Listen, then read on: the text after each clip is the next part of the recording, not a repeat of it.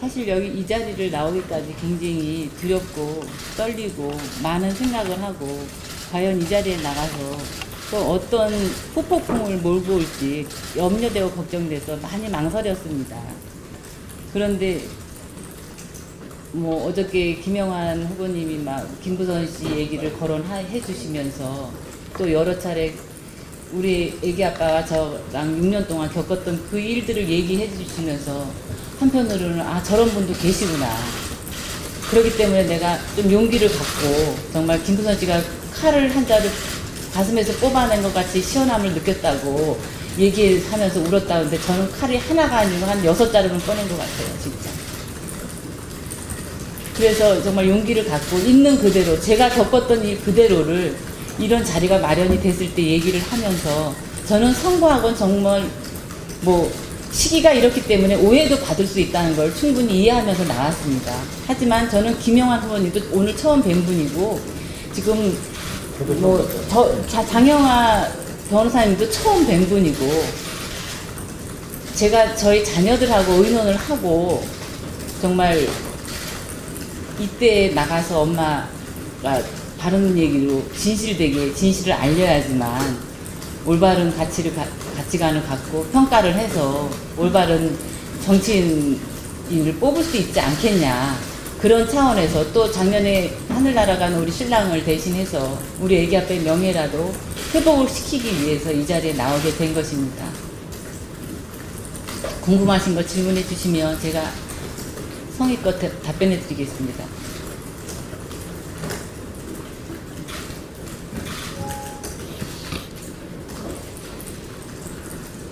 아마 우리 기자님들이나 언론님도 지금 갑작스럽게 하고 이것도 사전 준비가 안 돼 있어 질문이 아마 제대로 어려우실 수 있을 텐데요.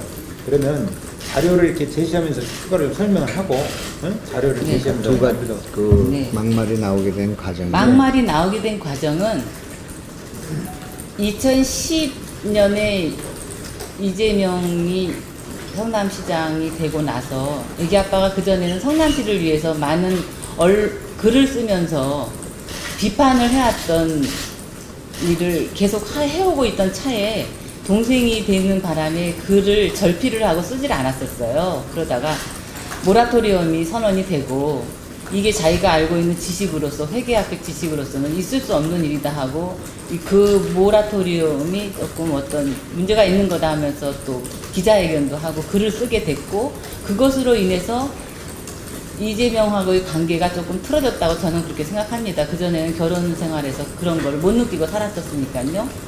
그리고 제가 저나 뭐 계속해서 비판하는 글을 쓰는 것이 불편하니까 믿고 맡기고 인권변호사 출신이라고 하니까 믿고 맡기자 우리. 그리고서는 글을 애기 아빠가 쓰지를 않으셨는데 2012년 봄이 되어서 어떤 인터넷 기사를 보면서 관변단체한테 데모를 할 수 있는 선점을 뭐 하라는 그런 기사를 읽고 아 이거는 아닌 것 같다 하면서 또 이제 그때부터 비판의 글을 쓰기 시작한 겁니다. 그래서 성남시의 바란다에다 계속 이런 많은 글을 올리게 됐고 그 글들이 올라올 때는 또 글을 쓸 때 아무 글이나 쓸 수 없으니까 여러 아는 지인들을 통해서 내용을 다 이제 파악을 한 다음에 글을 쓰게 되는데 그 과정에서 뭐 큰 소리가 났는지 뭐 그런 거는 잘 모르겠지만 하여간 그런 식으로 자료를 수집을 한 상태에서 비판의 글을 써왔는데 그 글이 어느 날 스크린 처리가 돼가지고 외부인들은 읽을 수가 없고 본인 공무원들만 볼 수 있게끔 처리가 되어 있었던 거예요. 그래서 애기 아빠가 그걸 가지고 굉장히 항의를 많이 했고 동생을 만나러 가겠다고 성남시청도 찾아갔었지만은 접견을 하려면 예약을 하고 오라고 해서 만나지도 못한 상태였었고 그러다가 5월 달에 어떻게 어렵게 전화통화가 되는 사이에 수행비서와 통화가 됐는데 백종선이란 분하고 그분하고 전화통화하면서 이제 큰 말이 오가게 됐었던 거예요. 그 내용까지 다 이야기해야 되나요? 아니, 그건 아니죠. 그러니까 그런 일이 계속 있어서 5월 중순 이후부터는 항상 저희 집에 전화도 않던 시동생이 전화를 해댔고 그래서 그 문제를 가지고 2012년 6월 5일에 김혜경 동서가 전화가 와서 만나자고 해서 아빠랑 저랑 셋이 나간 자리에서 서로 이제 그러면 각자 열심히 살고 서로 일을 비판하거나 그런 거 하지 않도록 하겠다. 우리도 글도 내릴 테니까 그 백종선이 우리를 겁박하고 협박하고 그런 일을 하지 않게 해달라고 요구를 해서 그런 일을 하고 이제 헤어지는데 그 자리에 있었던 걸 녹음을 해가는 건지 어쨌는지 그날 저녁으로 모든 거를 멈추자고 해놓고서는 밤 10시 반에 또 이재명 후보가 우리 신랑한테 전화를 해가지고 욕을 하고 뭐 어머니를 어떻게 한다는 둥 하면서 계속 그렇게 전화가 왔었어요.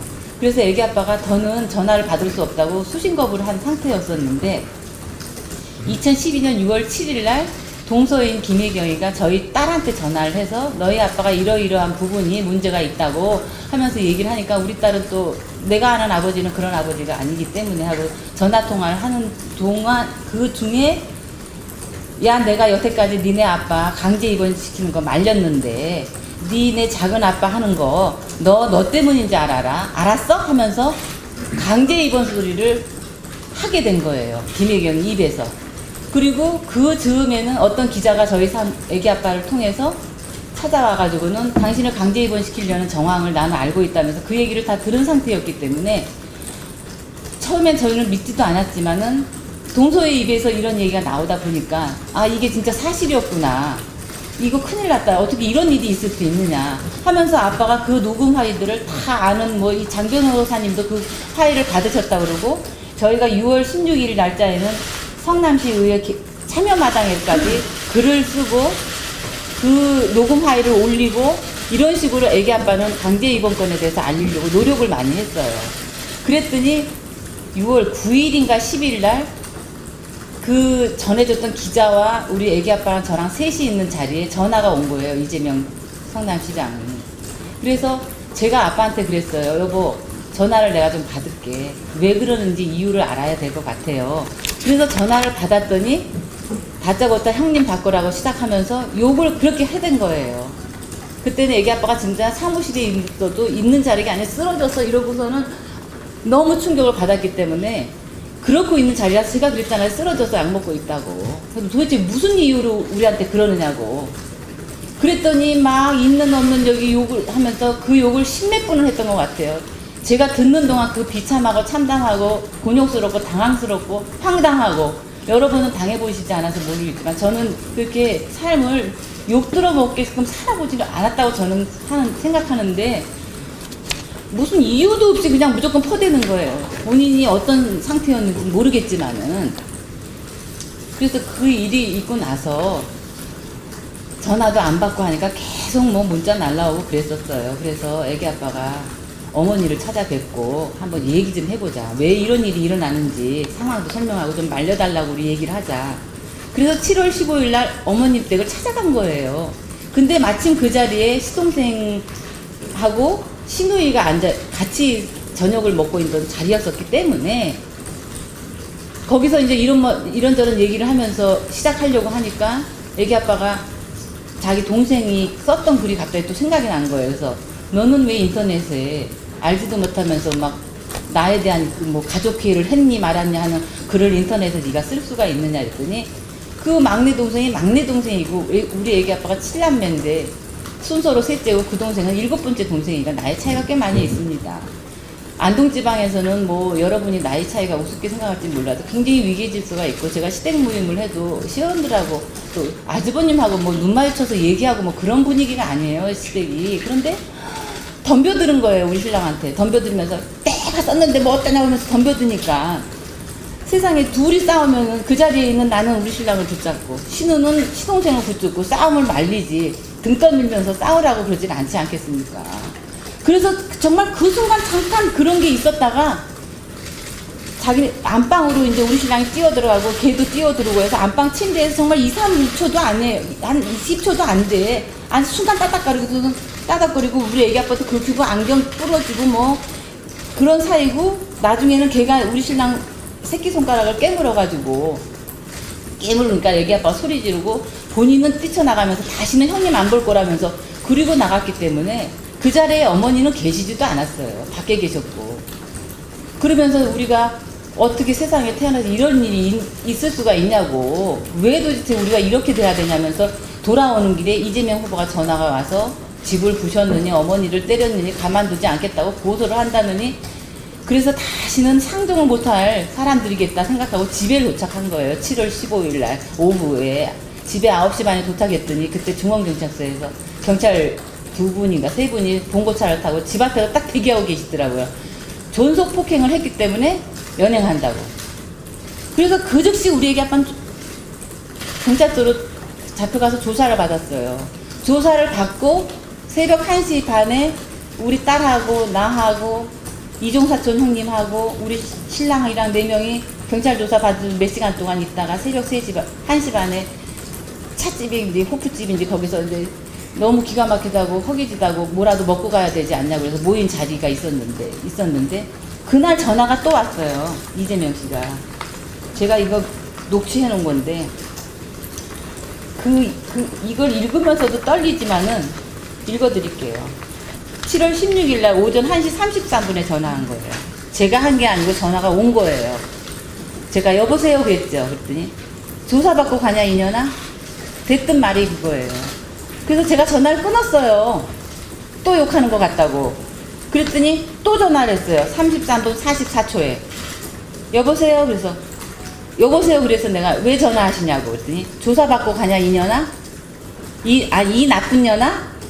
그러면 제가 지금 형수한테 뭐 하는 소리입니까? 아이고 형수님 아니 위아래도 없는 거예요 거기는. 니네 어머니 칼로 쑤셔 죽인다는 년이잖아. 아이고 말도 안 되는 소리 왜 맨날 지어대더니 아니 소설을 쓰시네요 맨날. 병신 같은 년. 어이구 이거를 공개해라. 녹음해가지고 칼로 쑤시니까 좋더냐? 아이고 약 좀 잡수세요. 이 씨발년아. 이제 저한테 전화하지 마세요. 끊을래요. 너한테 안 해 이년아. 형님 바꿔봐 미친 새끼. 이게 7월 15일 날 조사받고 가는 16일 날 한 전화통화 내역입니다. 그러니까 막말을 제가 왜 들어야 되는 거예요? 본인이 강제 입원하려는 게 들통이 났잖아요. 7월 6일 저희 딸하고 김혜경 씨가 통화하던 중에 들통이 났잖아요. 그거를 몰아가고 있던 사이에 뭐가 되어지지 않으니까 7가지로 걸어가지고 우리 애기 아빠를 고소를 했어요. 7월 달에. 정리하시고 저기 제가 우리 기자님들 대신해서 한번 여쭤보고 싶은 것은 이 논쟁이라고 할까 이 문제가 불거졌을 때 그 이재선 형님이 인사에 개입하고 성남시정에 개입하는 것을 막기 위해서 이렇게 정의를 위해서 막말을 했다 그런 얘기를 많이 했죠. 그 실제로 그런 인사에 개입하거나 또 그런 일이 있었는지 오해를 받을 만한 일이 있었는지 그걸 한번 좀 듣고 싶습니다. 인사청탁이라는 말도 본인 입에서 한 얘기지 저희는 알지도 못하는 얘기입니다. 누구를 어떻게 만나서 어떤 청탁을 했는지 그럼 밝히면 되잖아요. 본인이 누구를 만났더니 돈을 얼마를 주면서 이 사람을 가지고 좀 청탁을 했으니까 이렇게 구체적으로 변호사니까 특별히 더 얘기할 수 있는 상황 아닙니까? 그런 일 없었습니다. 애기 아빠는 너무 맑아서 맑은 물이 물고기에서 못 산다는 소리를 듣고 살아온 사람이고 학교 다닐 때도 운동권 출신으로서 회계사가 돼서 성남에 회계사 3명일 때 들어왔지만 내가 가지고 있는 재능을 가지고 재능 기부 차원에서 비판 일을 하면서 그렇게 살아오신 분이에요. 본인이랑 같이 성남 시민 모임이란 걸 같이 활동을 또 했었고 그러니까 그거는 본인이 지어낸 허무맹랑한 얘기입니다. 질문 더 받아보시죠. 제가 알기로는 그 피부회복제라고 그러면서 그냥 약 하나를 그냥 줬는데 그걸 이제 모르고서 이재선 씨가 드시고 그래도 나중에 상습 뭐 저기 병신병 약을 먹었다 그렇게 몰아간 걸로 알고 있거든요. 근데 그게 시점이라는 게 있지 않습니까? 그 일이 있었던 거는 2000년도 그 시민운동 할 때 2013년 이전 일이에요. 13년도 이전 일이고 그 일이 있었던 것도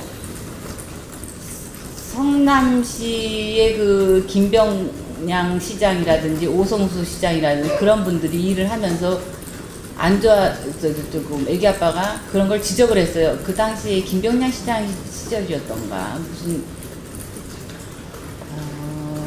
어떤 IT 기자들이 무슨 관에서 할 수 있는 무슨 프로젝트 같은 거에 들어오시려고 했는데 그게 조금 불법적인 일이었었던가 봐요. 그래서 그 일을 지적했어요, 애기 아빠가. 그때는 그때 당시에 그 신문, 지역 신문을 보면은 애기 아빠가 너무도 많은 비판글을 싣고 있다는 게 지금 증거로도 다 보여드릴 수 있을 정도로 갖고 있습니다. 그렇기 때문에 그런 일들을 항상 하고 있었던 사람이었기 때문에 질타도 많이 받았고 그런 일로 해서 그걸 모함하기 위해서 그런 일이 벌어졌던 거예요.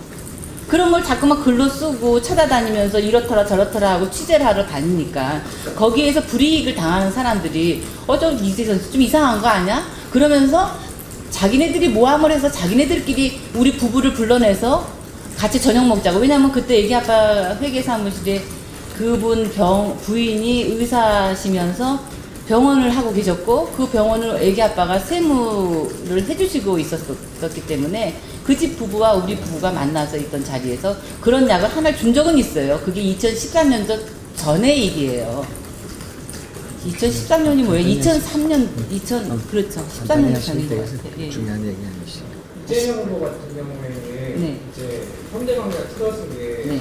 이재명 씨가 노무에게서 5천만 원을 빌리려다가 틀어진 다음에 폭언을 하셨다. 그때부터 틀어져 이렇게 얘기하는데 아닙니다. 틀어진 건 그게 아니고 모라토리엄 때문에 틀어진 겁니다. 그런 적이 없었나요? 그거는 극히 2006년도에 그런 일이 있긴 있었지만 그 일로 해서 우리 신랑이 엄마랑 의절을 했다든지 집을 안 갔던지 그런 게 아니지 않습니까? 늘 생활비 드렸고 항상 명절 때 찾아뵙고 어느 시댁에나 마찬가지로 뭐 때만 되면 모이는 거 있잖아요. 시댁에 그런 식으로 가족 모임도 하고 그러는데 폭언 없었죠.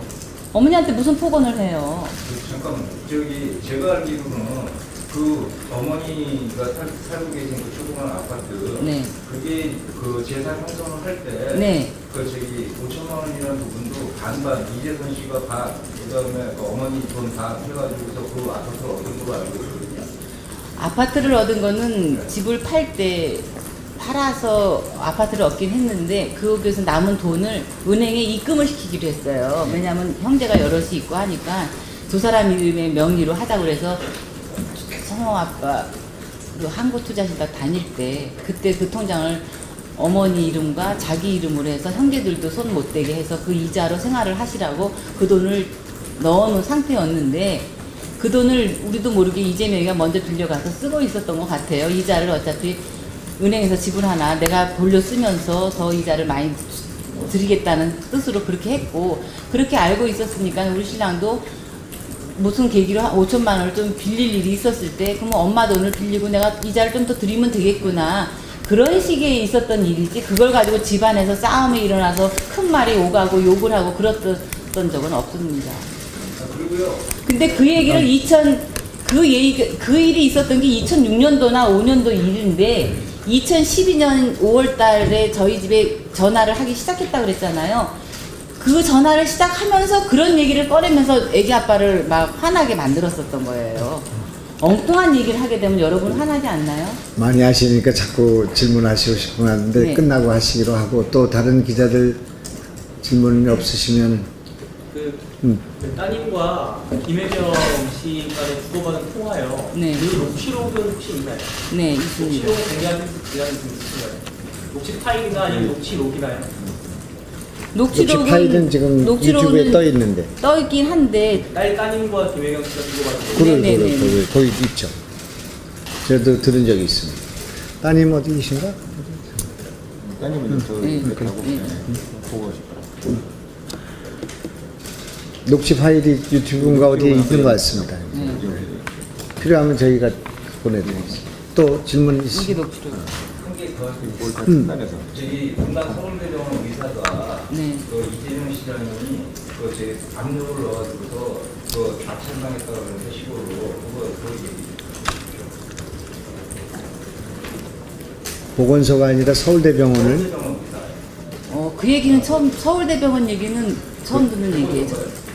제가 알고 보건소가 그 그렇겠죠. 기자가 이제 강제 입원권을 얘기해 줬을 때 한 얘기가 어떤 보건소장이 이제 뒤풀이 모임에서 자기가 이런 일을 당했다면서 얘기를 했는데 그때 분당 보건소장이었던 분이 중원보건소로 옮겨지면서 뭐 확인되지 않는데. 근데 하여간 그런 일이에요. 그러니까 그런 일이 있었다고 서울대병원에는 이 사건이 뭐 시장이 뭐 미치지가 않으니까 그렇게까지 하지는 않았을 것 같긴 하니까. 보건소장이 움직인 거죠, 자리가. 또 질문 없으신가요?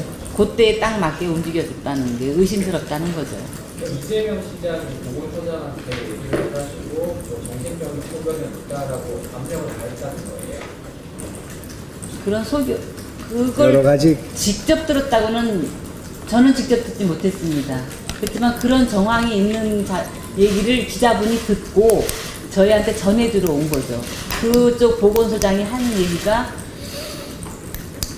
그쪽에 이것도 말 잘못하면 더 그런 힘들어지니까 뜻이죠. 하여간 그런 정황이 있었다는 얘기를 전해 들었습니다. 보건소는 저 성남시에 직접 관할을 받는 거니까 그런 개연성이 있다고 볼 수 있겠고. 2012년이라고 말씀하셨는데 네. 제가 좀 취재를 좀 해본 적이 있어서 아는데 네. 당시 분당 보건소장이 중원 보건소장으로 간 게 2013년에 네네. 5월이에요. 네네. 이게 연관관계가 있다는 말씀이세요? 네, 그분이 그 자리를 옮기고 나서 지인들을 모여놓고 그런 얘기를 했다고 하니까 그분이 얘기를 해서 거기서 듣던 분이 또 전해준 거니까. 네. 네, 그래서 좀 분이 조금 억울해했던 부분이 있었듯이 얘기를 했다고 했습니다. 장 변호사님 이제 되게 정리할까? 더 하실 말씀? 예, 아니 더 혹시 질문 있으면 질문하시고요. 그 방금 여기서 봐서 아시다시피 저희하고 사전에 어떤 내용을 얘기한다든지 어떤 내용을 말씀드려 하시라든지 전혀 지금 교감이 있는 상태가 아니고 우리가 요청한 것은 지금 저희가 이렇게 비유를 했습니다.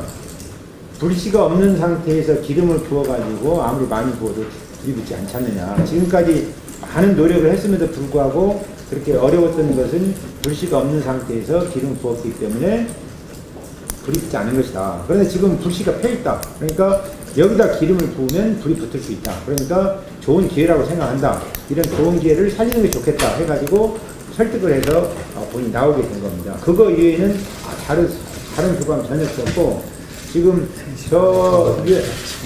특위위원장이 저도 이 박인복 여사님을 여기 와서 국회 와서 처음 얼굴 봤고요. 우리 김영환 경기도지사 후보님도 아마 여기 와서 처음 봤습니까? 1시간 전에. 1시간 전에 처음 만났고 통화만 하셨고 저는 통화조차 아까 오기 전에 설득안을 잠깐 통화했습니다. 그 외에는 없습니다. 그래서 어떤 말씀 없이 어떤 자료가 있는지 저희도 전혀 모르는 상태입니다. 그래서 필요하시면 그러니까 기자 여러분들이 언론 여러분이 질문하시면 거기에 대해서 최대한 사실대로 그러시죠? 최대한 사실대로 말씀하셔야죠. 당연히. 예. 사실만 얘기하죠. 사실대로 이렇게 말씀드릴 용의가 있는데 혹시 더 질문 있으면 질문하시고 제가 한마디 하겠습니다. 예, 그러시죠. 제가 이 자리에 사실 나오게 된 가장 큰 것은 거짓말이 갖고 있는 힘이 너무 크기 때문에 그 거짓말로 인해서 한 가정이 2번, 3번 그때마다 선거할 때마다 무너지고 있다는 것을 여러분한테 알려드리고 싶어서 이 자리에 나오게 된 것입니다. 지금 이재명 성남 도지사 후보가 저희 가정의 일을 막말 때문에 얼마나 많은 거짓말을 했어요. 2012년 당시에 이 막말 파일이 막 돌아다닐 때는 조작된 파일이 돌아다니는 거고 자기는 한 적도 없다는 식으로 얘기를 하면서 조작된 파일이라고 무조건 우겼습니다. 그러다가 2014년이 되니까 지방선거가 있었어요. 그때 슬픈 가족사라고 하면서 이것은 뭐 형님이 어머니네 집에 가서 행패를 했고 그랬기 때문에 나는 형수한테 그 욕을 할 수가 했는데 그 형수한테 한 욕을 또 조작을 해가지고 이렇게 돌아다니는 거다. 그때는 그러니까 욕은 시인한 거죠. 했다고. 그랬더니 2016년이 되었어요. 대선 후보가 됐습니다. 이재명 후보가. 그러더니 이제 형님 가지고는 안 되나 봐요. 형님 부부가 어머니의 집에 가서 폐륜 행위를 하면서 때리고 욕하고 했기 때문에 그날 제가 막말을 했습니다. 이렇게 얘기를 하면서 자기의 해명을 했는데 15일 날 욕은 아까 제가 불러드렸잖아요. 여보세요. 조사받고 가냐 이 나쁜 년아. 이 욕이 7월 15일 날 16일 날 한 욕이에요. 근데 이거를 조작을 해가지고 돌아다닌다며요. 지금 화일이. 근데 그거는 2012년 6월 8일에서 10일 사이에 저한테 했던 욕이잖아요. 그러니까 제발 거짓말을 자꾸만 해가지고 자기의 진실을 해명하려고 노력하는 것을 하지 말고 지금부터는 우리 가족 얘기를 아예 안 했으면 좋겠어요. 슬픈 가족사라고 막 무슨 작품 쓰듯이 작품을 써서 각본 쓰고 제작하고 해가지고 모든 것을 알리지 말고 제발 우리 가족 얘기를 이후에는 하지 말고 본인이 그냥 그때 심정이 어땠는지 몰라도 무슨 일을 만들어 가려다가 그런 막말을 했으면 그냥 죄송하다 잘못했다 하면 되는 거 아니에요? 왜 5월 13일 날 세상 한 번도 문자도 보내지도 않고 인사도 없이 지나더니 5월 13일 날 왜 우리 딸은 고소하겠다는 협박 문자 비슷한 협박 문자를 보내느냐고요 또. 그럼 언제까지 선거할 때까지 할 때마다 우리 가족은 맨날 협박당해야 되고 고소당해야 되고 2017년도에 이 억울함을 가지고 애기 아빠 살아계실 때 고소를 했었어요. 명예훼손으로. 그랬더니 3월 달에는 저쪽 이재명 측에서도 우리 부부를 고소를 했더라고요. 그래서 이제 아빠가 11월 달에 돌아가시고 아유 내가 모든 걸 다 잊자. 모든 걸 다 잊고 살아야 되겠다고 18년 1월 달에는 가서 고소를 취하했어요 저는. 근데 상대방은 어땠나요? 취하 안 했습니다. 아직도 고소를. 기소 중지 중이에요 지금. 선거 끝나고서는 어떻게 해본다고 변호사가 전해주더라고요. 이게 현실이에요. 이게 현실인데 또 5월 13일에 우리 딸 뭐 페북에 글이 남아있느니 어쩌니 하면서 법적 조치를 할 테니까 글을 내리라고. 언제까지 하려냐고요. 언제까지. 저는 이제 더는 더 이상 돌아가신 우리 신랑의 명예 회복을 위해서라도 2번 다시 그냥 참회하고 죄송하다고 제가 정말 생각이 짧았다고 하던지 그렇게 반성을 해야 되는 거 아니에요? 전 그 얘기가 하고 싶습니다. 그래서 김부선 씨한테도 얘기하고 싶어요. 용기를 내셔서 녹취도 하셨으면 나와서 저처럼 얘기했어요. 굉장히 마음이 후련해요. 진짜 후련합니다. 제 얘기를 여러분이 들어주시면 그 얘기가 또 여러 다른 국민들한테 들려질 테고 그러면은 내가 누구를 뽑아야 될지는 판단하실 거 아니에요. 저는 정치적인 색깔이 없습니다. 무슨 어느 당에 가입해 본 적도 없고 남경필 지사님을 뭐 본 적도 없어요. 뵌 적도 없고 전화 온 적도 없고 저한테 전화한 사람 한 분도 없어요. 다만 김영하 님이 공개 토론 하시면서 저희 얘기를 막 했을 때 아 저분은 어떻게 그 많은 자료를 다 준비해서 이렇게 얘기를 해주냐. 너무너무 고맙구나 저분이. 그렇게만 생각하고 있었어요. 그러다가 아니다 용기를 내자. 어저께 다른 기자님 만나서 인터뷰하면서 아니다 내 용기를 더 내서 사실대로 말씀을 드리고 오해가 됐던 부분 저쪽에서 막 오해하면서 거짓 해명해서 거짓말을 낳게끔 했던 거 우리 신랑이 맨날 쟤는 내 동생이 거짓말쟁이라고 외쳤던 거 그거를 저는 이 자리에서 밝히고 싶었습니다. 말씀하세요.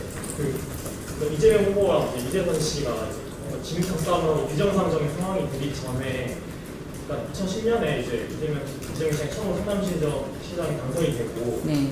그러니까 우리가 일반적으로 알기에는 이제 그 이재선 씨가 뭐 인사문제에 개입을 해서 뭐 월권 행사를 이런 문제잖아요. 그런 게 없었다니까요. 그렇죠. 근데 이제 네. 그 아까 글을 쓰셨다고 하셨잖아요. 비판의 글, 예, 예. 시정 비판의 글. 여기 보니까 뭐 인사문제에서 비판을 좀 했다고 이재명 그게 76개의 글이 있는데 그거를 여러분이 볼 수가 있으면 찾아서 보세요. 근데 스크린 처리가 되어 있으면 볼 수가 없잖아요. 우리 애기 아빠가 올린 글은 어떤 뭐 누구를 지정해서 어떻게 해달라고 쓴 글은 하나도 없습니다. 이런 일이 있을 때 정당한 게 아니라 뭔가 정당한 비판일 수도 있는 네네네네 그런 글을 쓴 거죠. 네네네 정당한 비판을 제시한 글이지 누구를 어떻게 해달라 뭐 이런 얘기를 쓴 게 아니에요. 다 있는 얘기를 떠돌아다니는 얘기를 이래 촉발된 거 아니면 그 전부터 사이가 원래 나빴나요? 그건 아니에요. 나쁘지 않았습니다. 그 전에 한 번이라도 싸웠던 적이 있냐고 물어보시면 되는 거잖아요. 그런 적이 없습니다. 제가 86년도에 결혼을 했지만은 그동안 한 번도 집안에서 형제들 간에 싸운 적이 없어요.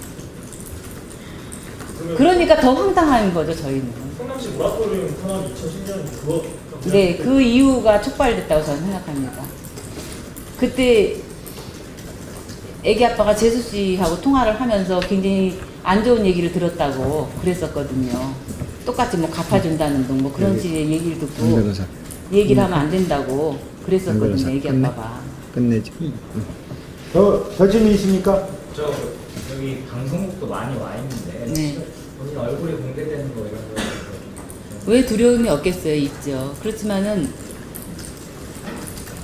제가 6년 동안 2012년부터 18년 지금까지 현재까지 살면서 하루도 편하게 산 적이 없어요. 마음 저 깊은 곳에 상처가 있고 불안하고 늘 하물며 갑자기 애기 아빠가 술 담배도 안 하는 사람이고 굉장히 건강관리에 신경 쓰는 사람인데 폐암 4기라고 진단을 받고 3개월 만에 돌아가셨잖아요. 정말 어느 날 갑자기 돌아가신 거예요. 저분들이 묻는 것은 방송이나 또는 그 신문이나 언론에 네. 얼굴이 공개돼도 괜찮겠느냐 그걸 좀 말씀해 주시라는 거예요. 이렇게 억울하고 절통하니까 얼굴 공개되는 걸 꺼릴 필요가 없다고 저는 생각을 한 거예요. 용기를 갖게 된 거예요. 그 점이. 제가 지금 돌아다니는 말은 형수가 욕해서 자기가 막말했다고 그러잖아요. 그러면 저는 여러분들한테 어떻게 각인되어 있어요? 시어머니를 폭행하고 폭언한 여자로 되어 있지 않나요? 그게 아니라는 걸 밝히려면 저도 나와서 얘기해야죠. 왜 이재명 후보만 늘 마이크 들고 돌아다니면서 형수하고 형이 폭행을 했기 때문에 엄마한테 욕했습니다 하고 얘기하는 거를 제가 묵묵히 들어야만 하나요? 그동안은 들었잖아요. 들었는데 우리 애기 아빠 하늘나라 가고 나니까 용기가 생긴 거예요. 애기 아빠 명예를 훼손한 거를 찾고 내 명예도 찾아야지. 여자로서 듣지 못할 욕을 들었음에도 사과 한번 들어본 적이 없잖아요. 그 막내 동생이랑 싸우셨다고 했을 때 어머니는 그 집에 안 계셨다는 거죠? 그 어머니가 계셨지만은 그분은 방 밖에 있었다. 방 밖에 있었다는 거죠. 안방 밖에. 질문이 없으면 오늘 간담회 마치도록 하겠습니다. 예, 여러분들 제가 조금 다른 걸로 좀 이게 선거 때라서 뵐 수가 없을 것 같아서 살짝만 오늘 이 자료를 또 드리겠습니다. 이거는 주진우 기자가 김부선 씨에게 제 용어대로 사과문 대피를 한 과정을 카톡에 있는 그 내용을 입수한 것인데 이런 과정을 거쳐서 사과문이 만들어졌다는 것을 보여드리기 위해서 오늘 자료를 드리겠습니다. 또 오늘 저는 아침에 김현정 쇼에 그 라디오가 연결돼서 정봉주 전 의원이 진실을 밝힐 필요가 있다 그렇게 또 제안했습니다. 주진우가 내용을 알고 있다는 것은 어제 또 우리 봉지영 누구의 그 어제 김현규인가요? 이현규인가 하는 분의 그 페이스북 글을 통해서 밝혀진 바가 있습니다만은 이게 김부선 씨의 그 문제를 알고 있는 주진우 또 김어준 또 제가 입수한 여러 가지 정황으로 봐서 정봉주 전 의원이 이 문제를 잘 알고 있다고 생각합니다. 그 자리에 여러 명이 있었는데 제가 일단 여기까지만 하겠습니다만은 내일부터 이 사실을 알고 있음에도 불구하고 침묵했던 침묵의 동조자들의 이름을 밝히겠습니다. 어떻게 이런 일이 진행되고 이런 무지막지한 인격살인이 벌어졌음에도 불구하고 이 분들이 침묵했는가, 알고도 덮었는가, 가까운 사람이기 때문에 이렇게 했는가 하는 문제를 저는 거론할 생각으로 있다는 말씀을 드리고, 이것이 선거의 유불리의 문제가 아니라고 생각합니다. 그래서 그렇게 말씀드리겠습니다. 제가 또 다른 성명을 내려야 되는데 저 아래 가서 하겠습니다. 자, 그럼 이상으로 마치도록 하겠습니다. 수고하셨습니다.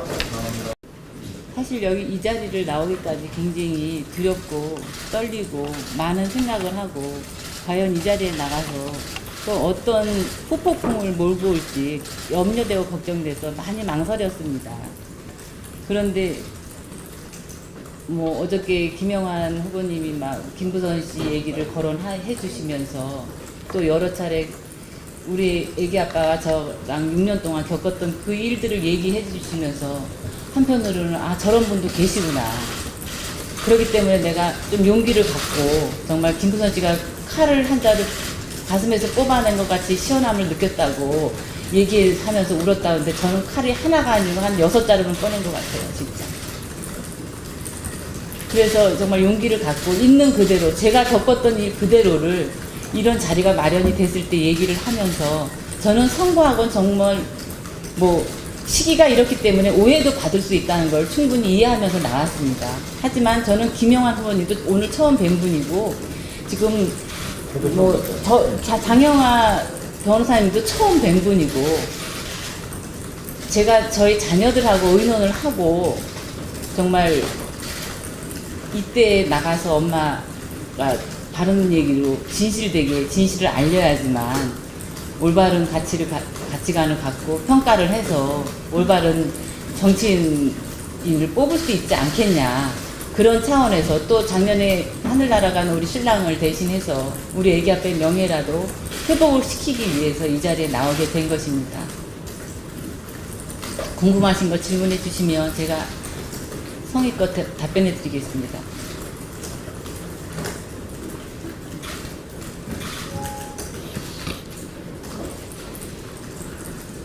아마 우리 기자님들이나 언론님도 지금 갑작스럽게 하고 이것도 사전 준비가 안 돼 있어 질문이 아마 제대로 어려우실 수 있을 텐데요.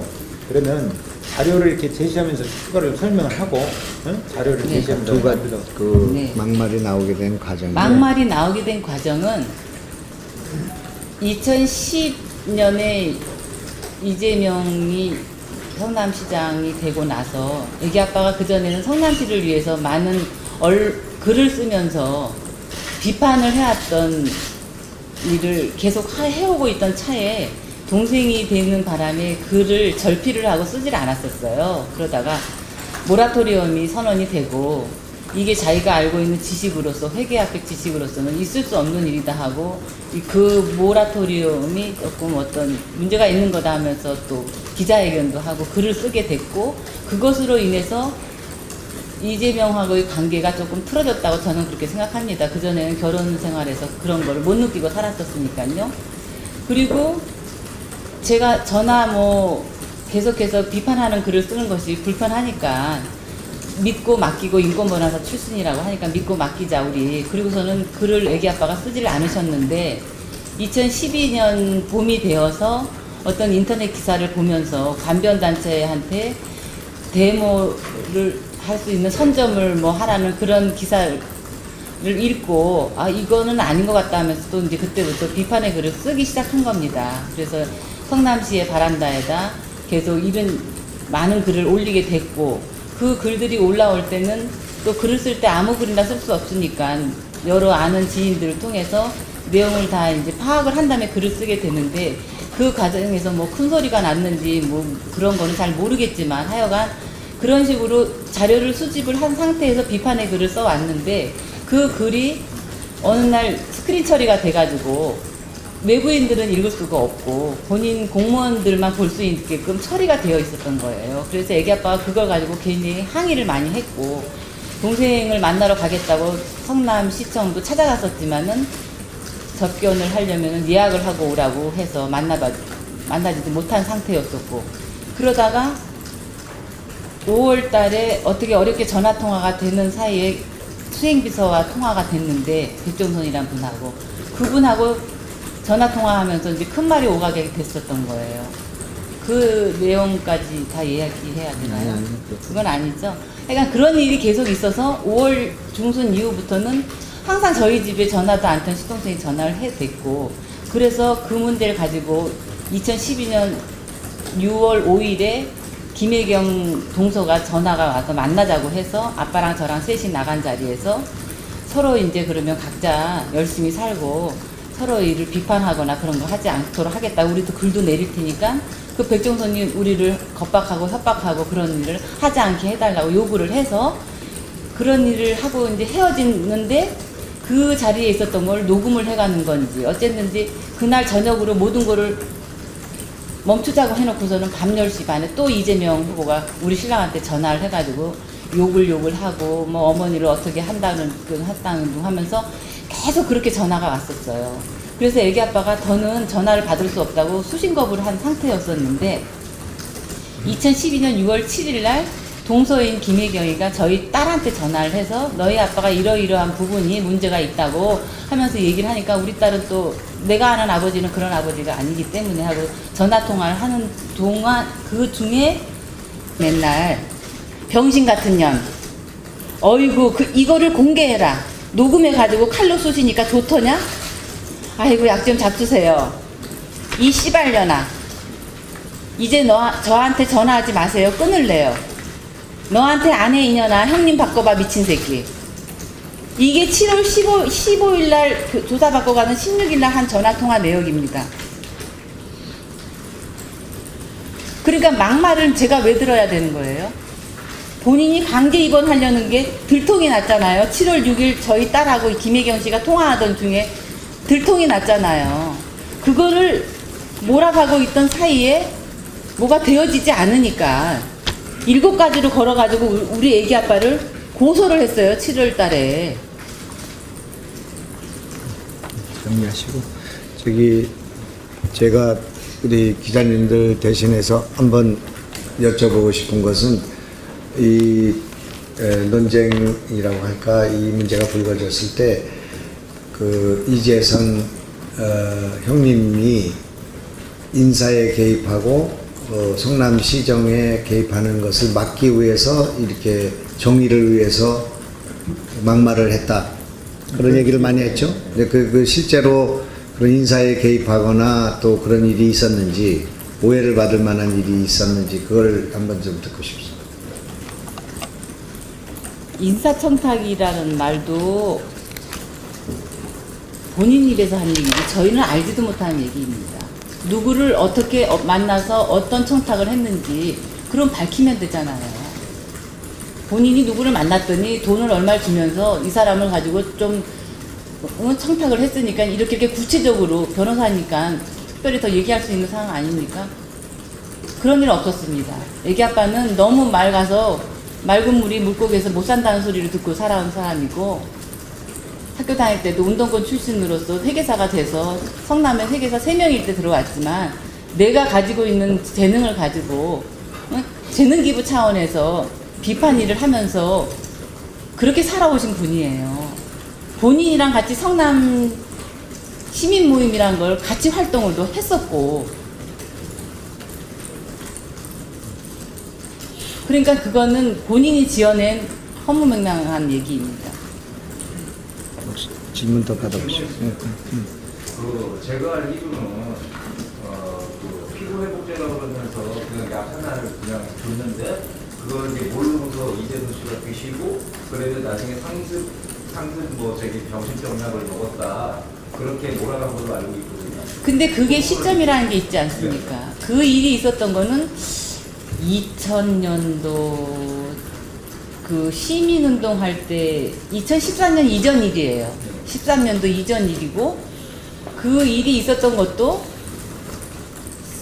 성남시의 그 김병양 시장이라든지 오성수 시장이라든지 그런 분들이 일을 하면서 안 좋아 조금 애기 아빠가 그런 걸 지적을 했어요. 그 당시에 김병양 시장 시절이었던가 무슨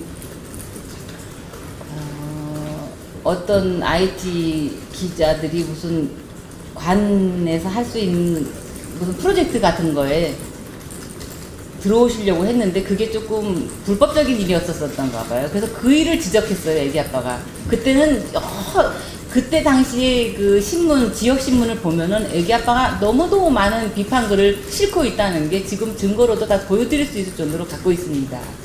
그렇기 때문에 그런 일들을 항상 하고 있었던 사람이었기 때문에 질타도 많이 받았고, 그런 일로 해서 그걸 모함하기 위해서 그런 일이 벌어졌던 거예요. 그런 걸 자꾸만 글로 쓰고 찾아다니면서 이렇더라 저렇더라 하고 취재를 하러 다니니까 거기에서 불이익을 당하는 사람들이 좀 이제선 좀 이상한 거 아니야? 그러면서 자기네들이 모함을 해서 자기네들끼리 우리 부부를 불러내서 같이 저녁 먹자고. 왜냐면 그때 애기 아빠 회계사무실에 그분 부인이 의사시면서 병원을 하고 계셨고, 그 병원을 애기 아빠가 세무를 해주시고 있었기 때문에 그 집 부부와 우리 부부가 만나서 있던 자리에서 그런 약을 하나 준 적은 있어요. 그게 2013년 전의 일이에요. 2013년이 뭐예요? 2003년, 그렇죠. 13년 전인 것 같아요. 예. 중요한 얘기 아니시죠? 이재명 후보 같은 경우에는 네. 이제 현대방위가 틀어진 게 네.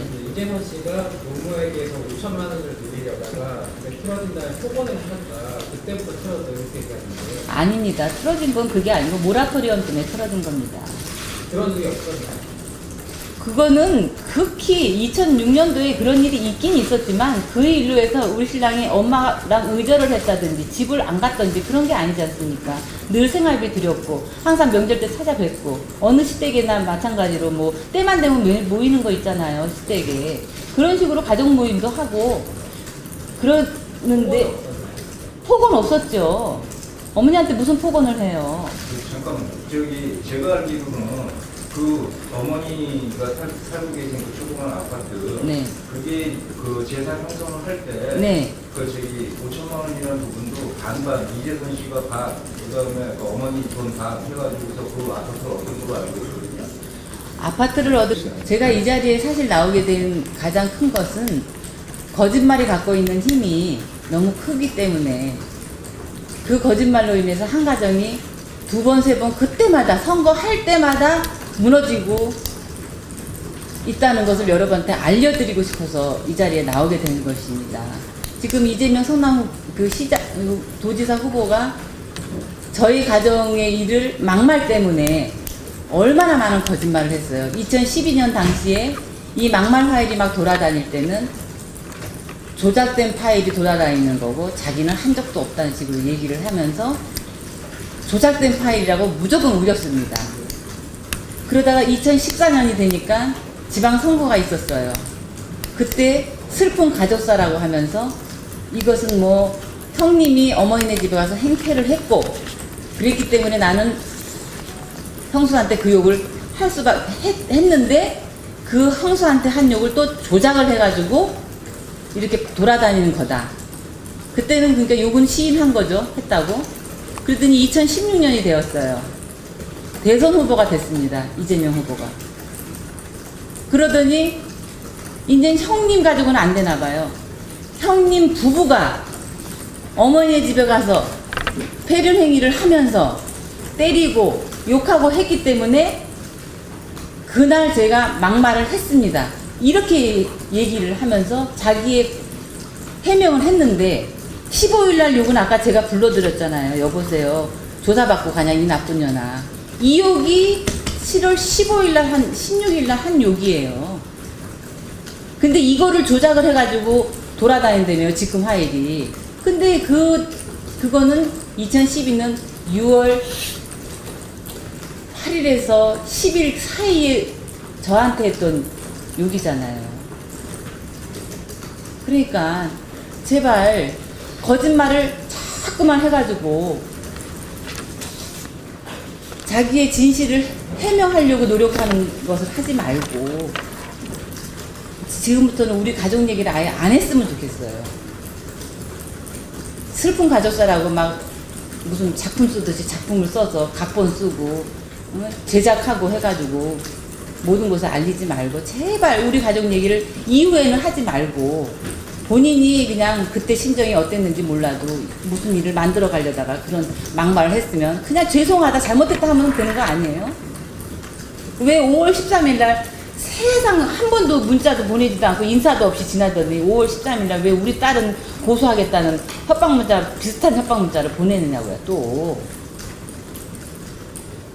그럼 언제까지 선거할 때까지 할 때마다 우리 가족은 맨날 협박당해야 되고 고소당해야 되고 2017년도에 이 억울함을 가지고 애기 아빠 살아계실 때 고소를 했었어요, 명예훼손으로. 그랬더니 3월 달에는 저쪽 이재명 측에서도 우리 부부를 고소를 했더라고요. 그래서 이제 아빠가 11월 달에 돌아가시고 아유 내가 모든 걸 다 잊자, 모든 걸 다 잊고 살아야 되겠다고 18년 1월 달에는 가서 고소를 취하했어요, 저는. 근데 상대방은 어땠나요? 취하 안 했습니다, 아직도 고소를. 기소 중지 중이에요, 지금. 선거 끝나고서는 어떻게 해본다고 변호사가 전해주더라고요. 이게 현실이에요. 이게 현실인데 또 5월 13일에 우리 딸 뭐 페북에 글이 남아있느니 어쩌니 하면서 법적 조치를 할 테니까 글을 내리라고. 언제까지 하려냐고요, 언제까지. 저는 이제 더는 더 이상 돌아가신 우리 신랑의 명예 회복을 위해서라도 두 번 다시 그냥 참회하고 죄송하다고 제가 정말 생각이 짧았다고 하던지 그렇게 반성을 해야 되는 거 아니에요? 전 그 얘기가 하고 싶습니다. 그래서 김부선 씨한테도 얘기하고 싶어요. 용기를 내셔서 녹취도 하셨으면 나와서 저처럼 얘기했어요. 굉장히 마음이 후련해요. 진짜 후련합니다. 제 얘기를 여러분이 들어주시면 그 얘기가 또 여러 다른 시민들, 국민들한테 들려질 테고 그러면은 내가 누구를 뽑아야 될지는 판단하실 거 아니에요. 저는 정치적인 색깔이 없습니다. 무슨 어느 당에 가입해 본 적도 없고 남경필 지사님을 뭐 본 적도 없어요. 뵌 적도 없고 전화 온 적도 없고 저한테 전화한 사람 한 분도 없어요. 다만 김영한 님이 공개 토론 하시면서 저희 얘기를 막 했을 때 아 저분은 어떻게 그 많은 자료를 다 준비해서 이렇게 얘기를 해주냐, 너무너무 고맙구나 저분이, 그렇게만 생각하고 있었어요. 그러다가 아니다, 용기를 내자. 어저께 다른 기자님 만나서 인터뷰하면서 아니다, 내 용기를 더 내서 사실대로 말씀을 드리고 오해가 됐던 부분, 저쪽에서 막 오해하면서 거짓 해명해서 거짓말을 낳게끔 했던 거, 우리 신랑이 맨날 쟤는 내 동생이 거짓말쟁이라고 외쳤던 거, 그거를 저는 이 자리에서 밝히고 싶었습니다. 말씀하세요. 그 이재명 후보와 이재선 씨가 진흙탕 싸움하고 비정상적인 상황이 되기 전에, 그러니까 2010년에 이제 이재명 시장 처음으로 성남시장이 당선이 되고, 네. 그러니까 우리가 일반적으로 알기에는 이제 그 이재선 씨가 뭐 인사 문제에 개입을 해서 그거는 집을 팔 때 팔아서 아파트를 얻긴 했는데 거기서 남은 돈을 은행에 입금을 시키기로 했어요. 왜냐하면 형제가 여럿이 있고 하니까 두 사람 이름의 명의로 하자고 그래서 성호 아빠 한국투자신가 다닐 때 그때 그 통장을 어머니 이름과 자기 이름으로 해서 형제들도 손 못 대게 해서 그 이자로 생활을 하시라고 그 돈을 넣어놓은 상태였는데 그 돈을 우리도 모르게 이재명이가 먼저 빌려가서 쓰고 있었던 것 같아요. 이자를 어차피 은행에서 지불하나 내가 돌려 쓰면서 더 이자를 많이 드리겠다는 뜻으로 그렇게 했고, 그렇게 알고 있었으니까 우리 신랑도 무슨 계기로 5천만 원을 좀 빌릴 일이 있었을 때 그러면 엄마 돈을 빌리고 내가 이자를 좀 더 드리면 되겠구나, 그런 식의 있었던 일이지 그걸 가지고 집안에서 싸움이 일어나서 큰 말이 오가고 욕을 하고 그랬던 적은 없습니다. 그리고요. 근데 그 얘기를 그 일이 있었던 게 2006년도나 5년도 일인데 2012년 5월 달에 저희 집에 전화를 하기 시작했다고 그랬잖아요. 그 전화를 시작하면서 그런 얘기를 꺼내면서 애기 아빠를 막 화나게 만들었었던 거예요. 엉뚱한 얘기를 하게 되면 여러분 화나지 않나요? 많이 하시니까 자꾸 질문하시고 싶은 한데 네. 끝나고 하시기로 하고, 또 다른 기자들 질문 없으시면 그 따님과 김혜경 씨까지 주고받은 통화요. 네. 그 녹취록은 혹시 있나요? 네, 있습니다. 녹취록은 공개하는 있으신가요? 녹취 파일이나 아니면 녹취록이나요? 녹취 파일은 지금 유튜브에 떠 있는데. 떠 있긴 한데 따님과 김혜경 씨가 주고받은 그걸 네네네. 거기 있죠. 저도 들은 적이 있습니다. 따님 어디 계신가? 따님은 저 네. 가고 네. 보고 싶어요. 녹취 파일이 유튜브인가 어디에 있는 것 같습니다. 필요하면 저희가 보내드리겠습니다. 또 질문 이게 있으시죠? 녹취록. 한개더 저기 분당 서울대병원 의사가 네. 그 이재명 시장이 제 압력을 넣어가지고서 좌천당했다는 식으로 그거 얘기. 보건소가 아니라 서울대병원을 서울대병원 의사. 그 얘기는 서울대병원 얘기는 처음 듣는 얘기예요. 제가 알고 보건소가 그 그렇겠죠. 기자가 이제 강제 입원권을 얘기해 줬을 때 한 얘기가 어떤 보건소장이 이제 뒤풀이 모임에서 자기가 이런 일을 당했다면서 얘기를 했는데 그때 분당 보건소장이었던 분이 중원보건소로 옮겨지면서 뭐 확인되지 않는 근데 하여간 그런 일이에요. 그러니까 그런 일이 있었다고 서울대병원에는 이 사건이 뭐 시장항이 미치지가 않으니까 그렇게까지 하지는 않았을 것 같긴 하니까. 보건소장이 움직인 거죠, 자리가. 또 질문 없으신가요? 그때에 딱 맞게 움직여줬다는 게 의심스럽다는 거죠. 이재명 시장이 보건소장한테 얘기를 해가지고 정신병 소견이 있다라고 감정을 다했다는 거예요. 그런 소견, 여러 그걸 가지 직접 들었다고는 저는 직접 듣지 못했습니다. 그렇지만 그런 정황이 있는 얘기를 기자분이 듣고 저희한테 전해 들어온 거죠. 그쪽 보건소장이 하는 얘기가 그쪽에 이것도 말 잘못하면 더 힘들어지니까 하여간 그런 정황이 있었다는 얘기를 전해 들었습니다. 보건소는 성남시에 직접 관할을 받는 거니까 그런 개연성이 있다고 볼 수 있겠고. 2012년이라고 말씀하셨는데 네. 제가 취재를 좀 해본 적이 있어서 아는데 네. 당시 분당 보건소장이 중원 보건소장으로 간 게 2013년에 네네. 5월이에요. 네네. 이게 연관관계가 있다는 말씀이세요? 네, 그분이 그 자리를 옮기고 나서 지인들을 모여놓고 그런 얘기를 했다고 하니까 그분이 얘기를 해서 거기서 듣던 분이 또 전해준 거니까. 네. 네, 그래서 좀 분이 조금 억울해했던 부분이 있었듯이 얘기를 했다고 했습니다. 장 변호사님 이제 되게 정리할까? 더 하실 말씀? 예, 아니 더 혹시 질문 있으면 질문하시고요. 방금 여기서 봐서 아시다시피 저희하고 사전에 어떤 내용을 얘기한다든지 어떤 내용을 말씀드려 하시라든지 전혀 지금 교감이 있는 상태가 아니고 우리가 요청한 것은 지금 저희가 이렇게 기울여 했습니다. 불씨가 없는 상태에서 기름을 부어가지고 아무리 많이 부어도 불이 붙지 않지 않느냐. 지금까지 많은 노력을 했음에도 불구하고 그렇게 어려웠던 것은 불씨가 없는 상태에서 기름을 부었기 때문에 불이 붙지 않은 것이다. 그런데 지금 불씨가 펴있다. 그러니까 여기다 기름을 부으면 불이 붙을 수 있다. 그러니까 좋은 기회라고 생각한다. 이런 좋은 기회를 살리는 게 좋겠다 해가지고 설득을 해서 본인이 나오게 된 겁니다. 그거 이외에는 다른 교감 전혀 없었고 지금 특위위원장이 저도 이 박인복 여사님을 여기 와서 국회에 와서 처음 얼굴 봤고요.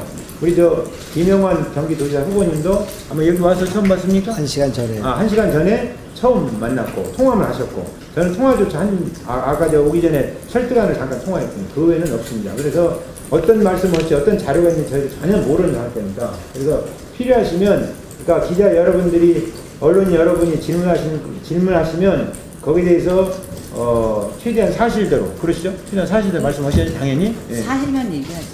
사실대로 이렇게 말씀드릴 용의가 있는데 혹시 더 질문 있으면 질문하시고 제가 한마디 하겠습니다. 예. 야, 내가 여태까지 니네 아빠 강제 입원시키는 거 말렸는데 니네 작은 아빠 하는 거 너 때문인지 알았어? 하면서 강제 입원 소리를 하게 된 거예요. 김혜경 입에서.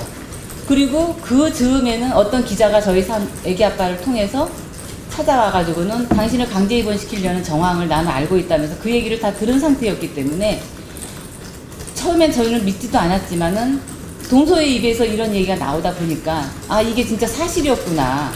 이거 큰일 났다. 어떻게 이런 일이 있을 수 있느냐 하면서 아빠가 그 녹음 파일들을 다 아는 이 장 변호사님도 그 파일을 받으셨다 그러고 저희가 6월 16일 날짜에는 성남시의회 참여마당에까지 글을 쓰고 그 녹음 파일을 올리고 이런 식으로 애기 아빠는 강제 입원권에 대해서 알리려고 노력을 많이 했어요.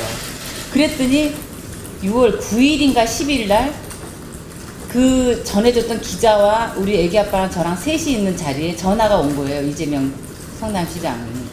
그래서 제가 아빠한테 그랬어요. 여보, 전화를 내가 좀 받을게. 왜 그러는지 이유를 알아야 될 것 같아요. 그래서 전화를 받았더니 다짜고짜 형님 바꾸라고 시작하면서 욕을 그렇게 해댄 거예요. 그때는 애기 아빠가 진짜 사무실에 있어도 있는 자리가 아니라 쓰러졌어 이러고서는 너무 충격을 받았기 때문에 그렇고 있는 자리라서 제가 그랬잖아요. 쓰러져서 약 먹고 있다고. 그래서 도대체 무슨 이유로 우리한테 그러느냐고. 그랬더니 막 있는 없는 여기 욕을 하면서 그 욕을 십몇 분을 했던 것 같아요. 제가 듣는 동안 그 비참하고 참담하고 곤욕스럽고 당황스럽고 황당하고 여러분은 당해보시지 않아서 모르겠지만 저는 그렇게 삶을 욕 들어먹게끔 살아보지를 않았다고 저는 생각하는데 무슨 이유도 없이 그냥 무조건 퍼대는 거예요. 본인이 어떤 상태였는지 모르겠지만은. 그래서 그 일이 있고 나서 전화도 안 받고 하니까 계속 뭐 문자 날라오고 그랬었어요. 그래서 애기 아빠가 어머니를 찾아뵙고 한번 얘기 좀 해보자. 왜 이런 일이 일어나는지 상황도 설명하고 좀 말려달라고 우리 얘기를 하자. 그래서 7월 15일 날 어머님 댁을 찾아간 거예요. 근데 마침 그 자리에 시동생하고 시누이가 같이 저녁을 먹고 있던 자리였었기 때문에 거기서 이제 이런저런 얘기를 하면서 시작하려고 하니까 애기 아빠가 자기 동생이 썼던 글이 갑자기 또 생각이 난 거예요. 그래서 너는 왜 인터넷에 알지도 못하면서 막 나에 대한 뭐 가족 피해를 했니 말았냐 하는 글을 인터넷에 네가 쓸 수가 있느냐 했더니 그 막내 동생이고 우리 애기 아빠가 7남매인데 순서로 셋째고 그 동생은 7번째 동생이니까 나이 차이가 꽤 많이 있습니다. 안동지방에서는 뭐 여러분이 나이 차이가 우습게 생각할지 몰라도 굉장히 위계질서가 있고 제가 시댁 모임을 해도 시어머니들하고 또 아주버님하고 뭐 눈 마주쳐서 얘기하고 뭐 그런 분위기가 아니에요 시댁이. 그런데 덤벼드는 거예요 우리 신랑한테. 덤벼들면서 내가 썼는데 뭐 어떠냐고 하면서 덤벼드니까 세상에 둘이 싸우면 그 자리에 있는 나는 우리 신랑을 붙잡고 신우는 시동생을 붙잡고 싸움을 말리지 등 떠밀면서 싸우라고 그러진 않지 않겠습니까? 그래서 정말 그 순간 잠깐 그런 게 있었다가 자기 안방으로 이제 우리 신랑이 뛰어들어가고 걔도 뛰어들어오고 해서 안방 침대에서 정말 2, 3초도 안 해. 한 20초도 안 돼. 한 순간 따닥거리고 우리 애기 아빠도 긁히고 안경 부러지고 뭐 그런 사이고 나중에는 걔가 우리 신랑 새끼손가락을 깨물어가지고 깨물으니까 애기 아빠가 소리 지르고 본인은 뛰쳐나가면서 다시는 형님 안 볼 거라면서 그리고 나갔기 때문에 그 자리에 어머니는 계시지도 않았어요. 밖에 계셨고. 그러면서 우리가 어떻게 세상에 태어나서 이런 일이 있을 수가 있냐고 왜 도대체 우리가 이렇게 돼야 되냐면서 돌아오는 길에 이재명 후보가 전화가 와서 집을 부셨느니 어머니를 때렸느니 가만두지 않겠다고 고소를 한다느니 그래서 다시는 상종을 못할 사람들이겠다 생각하고 집에 도착한 거예요. 7월 15일 날 오후에 집에 9시 반에 도착했더니 그때 중앙경찰서에서 경찰 2분인가 3분이 봉고차를 타고 집 앞에서 딱 대기하고 계시더라고요. 존속 폭행을 했기 때문에 연행한다고. 그래서 그 즉시 우리 애기 아빠는 경찰서로 잡혀가서 조사를 받았어요.